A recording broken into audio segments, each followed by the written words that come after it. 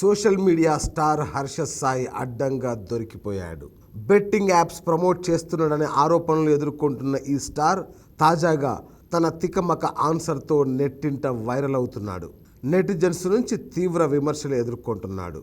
ఇక social media handle యూట్యూబ్లో దాదాపు 6.5 మిలియన్ ఫాలోవర్స్ ఉన్న హర్ష సాయి బెట్టింగ్ యాప్స్ను ప్రమోట్ చేసి 2 చేతులా సంపాదిస్తున్నాడనే కామెంట్ ఉంది. ఆ కామెంట్కు తోడు మరో సోషల్ మీడియా ఇన్ఫ్లుయెన్సర్ యువ సామ్రాట్ తాజాగా ఓ షోలో హర్ష సాయిపై అవే ఆరోపణలు చేశాడు. బెట్టింగ్ యాప్స్ని ప్రమోట్ చేస్తూ హర్ష సాయి యూత్ను పెడదవ పట్టిస్తున్నాడంటూ కామెంట్స్ చేశాడు. అలా ప్రమోట్ చేసి కోట్లలో సంపాదిస్తున్నాడంటూ చెప్పారు.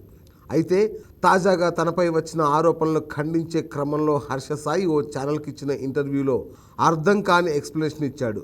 నా దగ్గరికి కొందరు అప్రోచ్ అవుతారు, నేను చేయనంటే మరొకరి దగ్గరికి వెళ్తారు, వాళ్ళను ఆపితే యూట్యూబ్లో డైరెక్ట్ యాడ్స్ వేసుకుంటారు.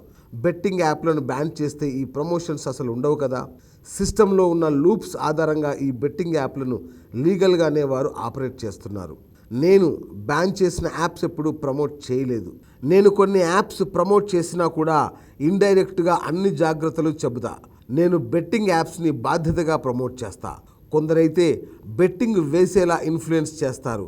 నా ప్రమోషన్ విధానం ద్వారా బెట్టింగ్ ఆడే వాళ్ళ సంఖ్యను తగ్గించగలిగాను.